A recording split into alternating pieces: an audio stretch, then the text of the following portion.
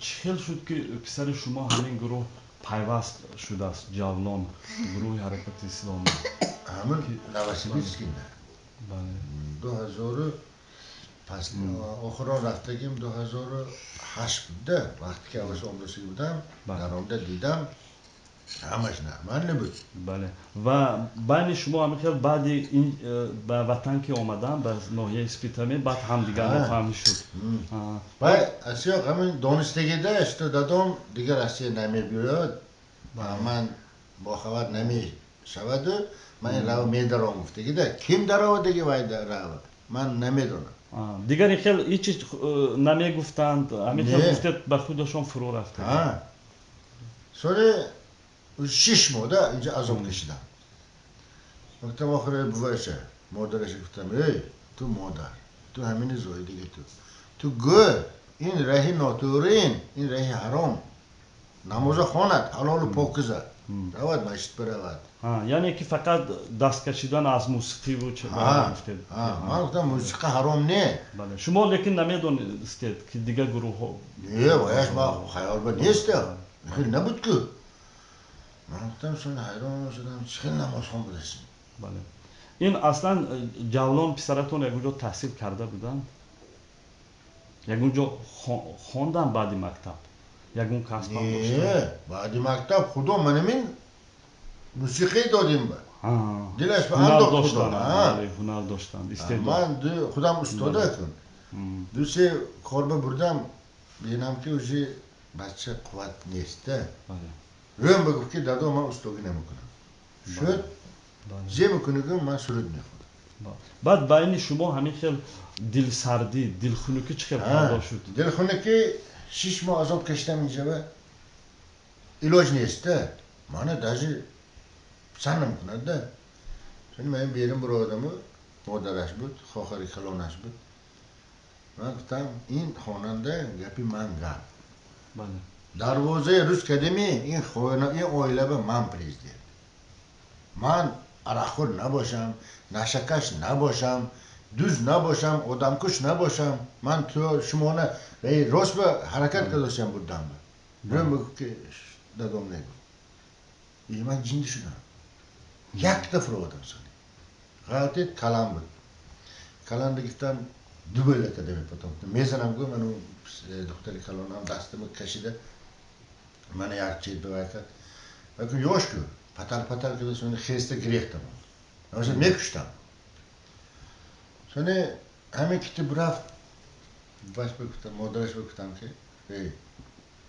تو بی‌فراست من خطا کردم تو به خانه دار شده خطای من همین تو پیدا شدگی بچه تو زایدگی بچه تو یک بار یک دسته زن مادر زدگیش چی نمیکند بچه بود شاید گپی مادرشون هم نمیگرفت نه گپی چی نمیگرفت نبرد مادرش گپی وای حق گفته اپشت ببرم حالی مادر در یکون کار است نه من حیکه دیگه میشه مادرش خواهرش خودش دو پسری خواهرش حجاب برادر ویا ماها آدمایی من خود شما باید این خانه به من به حجاب در کار نی برادر در کار نی گپی منه گوش نکرده که آدم این خانه من به در کار نی خرکتر من نی حاضر به کی زندگی میکنی؟ حاضر خدا منه نیبیره هم دخترچم پسرم نیبیره های خوشلوک این مادری این نبیره ها هستن دختر این مادری منی این دخترچی پسرم بله و بعد چیکار شنیدید که پسرتون دستگیر شده هم؟ همون رایان ده ناخی ما من توی چکو پسرتون رسیه نگشته است من گفتم مزاق کرد داشتمی ما وی 6 ماه پیش حربی فرسونده بود بودم چشمم دیدو یه باور نمیکنید اینجا نگشته است برادر را کتی با ویش زیه بالا سر ببر آمد خیال ویران شد که نه کار کردگی میدانم نه خوردگی میدانم بعد 3 ماه حکیم شنیدگی می دادات همین جنده گفته شون یک پاکت به هرچی چیزایی گرفته قیمتایی بوده است برای دیدن شما نه سلام نه علی ما کنم پیشی بیگانه آدمانده کلا خم شد که خیلی باشدم گفتم دندان تا اشا کردم سال چشمم با آب آمد هم تو بیناکه با ریش مانده ما گفتم نگشتیم هم راحت یعنی چه خدمت نرفتین؟ خدمت رفتگی 3 ماه 6 ماه خدمت کردگی یا وای فروخته گفتگی می یا گریخته برفتگی می من نمیدونم من گفتم با همون راحت گشتاسیم نگشتیم پیش کنه گپی من که را نمیریم نه دادا من نماز میخوانم خلاص سرود حرام یک زدم من تو دیدم دوانه آخ کردم برای من نیست برای تو من مردگی برای من تو مردگی دادم های نگو یه خانه هم نرم دین نفیدم من ورش خرکت دمم کجا این خلاصه همین خیلی بیناتون جدایی افتادن بین پسری و بین شما گفتید عائله هم از خانه پیش کردید همسرتون و دخترتون خب حالی بعد چخیل در همینجا چخیل شنیدید که بازداشت کردن پسرتون جوانه حالی در چلماند که بگه روز بود یک ماشین استاد یک ماشین استاد این پسرچم هم تو دارم دامده دادا گفت دوتا اوگلوانی راست مونده است این که بود؟ من یک ماشین دیگه نیه بله نزدیک شونه خیلی خستم مزم نبود میان رد کلی تمایده بله برام که شناس یکتش هم کجا برام هم میخیل اما گو این پسر چطور دپراس رو میبریم من گفتم این اوای را رفتگیش نه رفتگی باشد من پیشتن پیش چشمتن من کلش میگیرم من خیلی آدم یعنی در همینجا بوده نه؟ همینجا اما جان گفت تازه میبریم گفت سوال جواب میکنه عبرت نمیبید من علاج گفتم شین گفتم در همینجا جدا میکردن لیکن مناسبتاتون نبود چونه رفت 10 شد نام داشت 11 12 عبید شد نام داشت چونه ساعت 11 نمی 12 من خودم رفتم دراندم نچند بگم راست به همه خیلی همینجا نمه گفت خفه نشوید گفت بچه تون گفت کلانش اینا گفت 10 کسی گرفته سوریه و میبرفتگی بوده است همین جوان یعنی آخمدر چونه اینا پاسپورت چند دیپورت بودگی در مسکو دیده کامپیوتر میشد کامش پوش بگراندگی چون اوش تلفن کردگی می کیم چی کردگی می اینجا دستگیری کردگی چون ایرپورت همشه رفته که قوا کرد و افلاس کن او کاشی هم خوش کردگی ده این هم بود او کاشون هم مالی دستگیر کرده آزه نه سرداد برادم اثبات کرده چونه رفتم 5 روز می التماس کرده خدا به شکر ناهنده میرساش عجایب چیزی گم میفهمم پنیت کش خیده آدم میدوند شرایط ما اومد دید وقتا من نمیشرد مننده یکتیم پولم نیست خانه فروخته ته گویتون من خانه فروخته میتیم یکی من 7 بچم که من کچه میمون 7 فرزند داری نبیره هم دخترام پسرام همش 7 گفتید 3 پسرو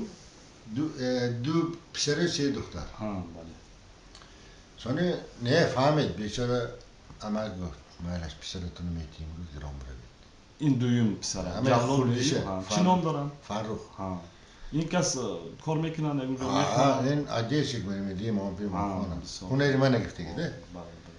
شما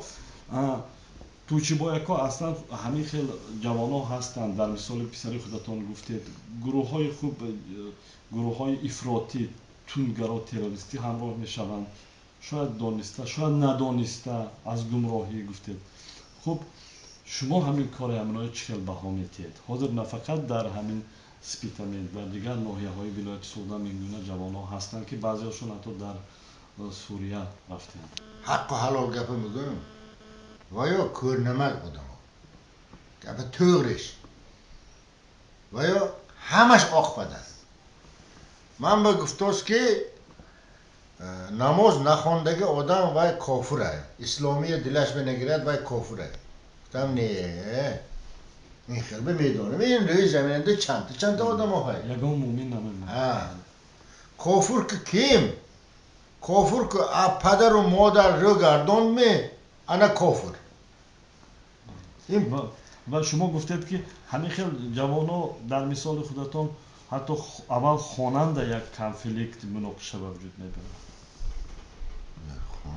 این خواننده همین عقیدهشون که دیگر میشود علاقه بین مناسبت اهل خانه هم ویران میکنند. ها البته ایه من خودتون تو فکر کنید